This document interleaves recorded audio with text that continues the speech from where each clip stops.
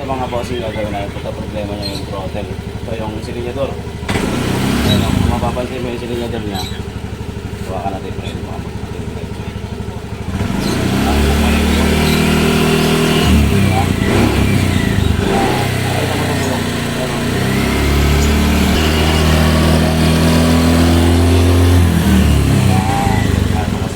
Kahapon, tinanong natin itong kable niya. Nilagay natin ang W40 tsaka lang is, pero hindi pa rin natin siya nag-work. Tingin ko dito yan o. Dito sa may return niya, sa may return spring niya, sa may shafting siguro puno na ng alikabok, sa may throttle body. Tanggalin muna natin itong kable dito para makita natin. Kapag natanggalan natin yung kable tapos malambot naman siya ikutin, ibig sabihin ang problema yung kable. Pero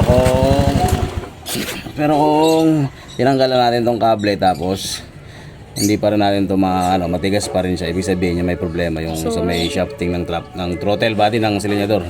Huwag madumi. Bukan natin tingnan, isa-isahin natin. Ayan mga bossing, natanggalan natin yung puwan. So bali, titignan natin dito kung ito ba may problema, yung spring o kaya tong shafting niya nakatusok doon sa throttle body. Yan yung may nakakonekta doon sa may butterfly, yung bumubuka. Ngayon tatanggalin muna natin tong cable ng yung kable ng accelerator. Yan yung dalawa na nandito. Ayan o. Yung isa positive, yung isa negative, abante tsaka return. Ayan o, yung matigas o, diba? So di natin malalaman yan kung di natin tatanggalin itong kable. Bunutin muna natin dito. Ayan to, may size 10, tapos to 12, tapos saka natin matitestingan. Tanggalin muna natin yung airbox kasi sa gabal to yung ayan, tanggalin natin yung gearbox. Tunilwagan lang natin to. Tapos to, yung dalawang tornilyo sa ilalim yan o. Tsaka to, mas mabubunot na natin yan. So ayun mga bossing, natanggal na natin. Ngayon check na natin kung okay ba siya. So eto, maganda yung balik nya. Ibig sabihin hindi dito yung problema. Kala ko kasi ito yung problema sa shafting, hindi siya bumabalik kasi nagbabarado dito sa may butterfly nya. Ito kasi good siya oh. Yan oh, kaya maganda yung balik nya oh. Kasi pag dito may problema dapat mag-i-stack up to, hindi siya babalik. Pumipitik oh. Ang ganda. Sabihin nandun sa kable ang problema, naipit. May possible na naipit yung dalawang kable oh. Yan. Ito yung accelerator. Ito yung accelerator pala to. Yung nasa baba. Yung problema niya yung return. Yan mo, pagka hinatak natin dito sa pag inikot natin tong throttle oh. Ayan mo, naglalaro yung dalawang kable, di ba? Ayan oh. So yung return niya oh. Naglalaro siya. Papansin mo naglalaro no. Ayan oh. Oh. So ang possible, ang titignan natin possible niya is yung kable. Baka naipit yan dito. Naipit dito sa kaha. Kasi binaklas kasi natin ito kahapon. Nagpintura tayo ng chassis. May possible na nandoon. Pag wala, ibig sabihin dito. Pero ito kasi maluwag oh. Lalaro naman siya. Hindi naman makapit talaga. May possible, mas malaki yung possible niya na, malaki posibilidad niya na doon sa may sa may kable na ipit. Pero ito, pwede na rin natin ito lagyan ng langis para dito. Lagyan natin ng langis dito sa kable para tumulo dyan yung dumi. Tingnan mo natin yung kable nya. Ayan, para makakita natin yung kable na kabaybay papunta rito sa throttle. So, binaklas lang natin to. Tsaka itong tornilyo dito. Yung screw. Tapos yan, kabilaan, pares lang. Tapos dito, may lalabas na natin to. Ayan, di ba? Kasi makikita na natin yung wire na sa ilalim. Yun mga bossing, confirm mo. So ito, ayan ako mapapansin mo. Ito diba tinanggal natin yung kable nya. Kasi hindi naman pula naman naipit dun sa ilalim. Tinanggalan natin yung bangkararo nya. Ayan kung ito, naglalaro siya. So pag stack up kasi ito, ibig sabihin kailangan pang tanggalin tong handlebar. Ito. Pero ngayon naglalaro siya, diba? Maganda yung laro nya, maganda yung play nya, maluwag. So may problema yung kable. Yun o. Diba? Ito yung accelerator pag nagagas ka papunta rito. Pagtatakbo yung motor. Yung isa yung may problema to, yung return. Oh, matigas oh.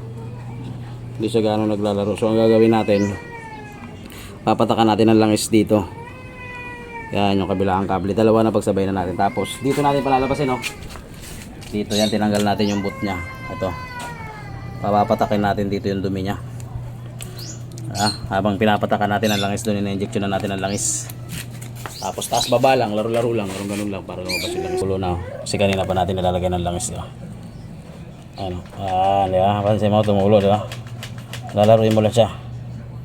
Ito kasing kable, may langis din kasi talaga sa loob to. Kapag nababasa, natutuyuan siya. Kaya kumakagit siya. Ayan, ayun, tumutulo.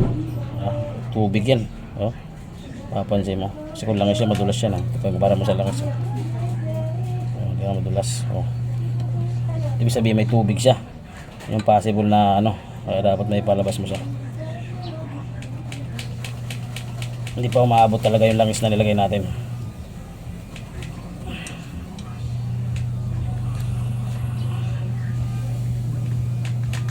Yung kabila, tingnan natin kung lumabas na ba ito. May tubig din, eh. So lalagyan pa natin yun hanggat may labas na yung dumi niya rito. Kasi may dumi pa yan, eh. Sarap po. Galing, no? Kabila. Oh, ito, malambot pa, eh. Hindi niya kaya, oh. Kailangan palalabasin natin siya hanggang sa labasan siya. Pag kailangan bilisan mo rin, tapos lalagyan mo na lang. Hindi ko na Okay mga kois, babalik na natin. Ito yung kable niya, ito yung accelerator, bante, oh. Ito yung return. Tapos ito naman yung accelerator sa baba. So hindi ka magkakapalit dyan kasi dito, yan, may pattern na. Yan, diba? Dito sa clamp may pattern na siya. Kung gusto mo naman, para bago mo baklasin, iluwagan mo itong isa para matandaan mo kung nasa baba to. Tapos ito isa nakapix, diba? So ganoon na yung gagawin mo. So ibabalik na natin. Sabay na rin natin ang linis doon mga kois, oh. Ano, para isahan lang, diba? Kasi may kalawang na rin siya. Papansin mo yan na lumalabas, oh. Ano? Dami, diba? Okay, nalagyan natin lang isa. Diba? Ganun lang. Ito naman, pag natanggal mo na yung tornilyo niya sa taas na dalawa, yung kapartner niya na yun, ito may may pin, oh. Yan yung nakasuksok dito, may butas sa ilalim. Doon mo ilalagay. Ito, kinalawang, oh. Magas ito dito, marahil ba? Walang connection. Walang, yan, walang mga connection niya, eh. Sabay na natin, baka maya ito naman ang mag-stack up kasi. Pero talaga ngayon natin, yung problema talaga niya, eh. Cable, mga bossing. Yan, dahil kalawang, no? Makalabas, no? Ayan, di ba? Injection naman lang siya ng langis. Pag brake fluid kasi yung bambakbak yung pintura mo dyan. Pwede rin dito W40. Tapos mainam kung baklasin mo to. Kaso kasi hindi mabasa-basa napapaklas to kasi po motor na binaklas ko, handle grip. Yung Honda Beat ang pinakamakunat. Hirap baklasin ito. Kahit kung bago pa to, pinagtangka ko na to, eh. May pambaklas kasi dito, hindi basta-basang Phillips screw. Dapat yung Phillips screw na may impact wrench. Yung impact wrench na katulad nito. Bawa to, pag pinukpok mo to ng martilyo, may ikot na agad to. Sumasabay ng ikot to. Tayo na piperso niya. Pag ganito, wala. Kahit sabayan mo ng ikot, pahirap. Yan na. Tanggalin ko lang ito dumi niya. Yan na. O, yan. Ikita na natin ito. 12 to 12. Size 12.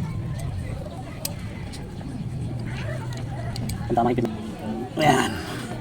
So, babalik natin ito. Ito. Ang butas.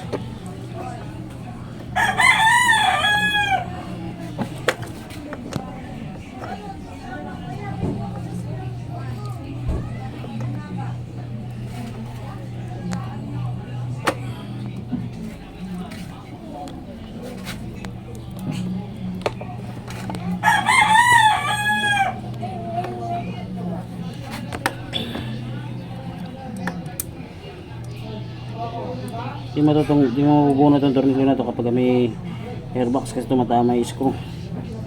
Tumatama yung screw dun sa may airbox. Bunutin mo.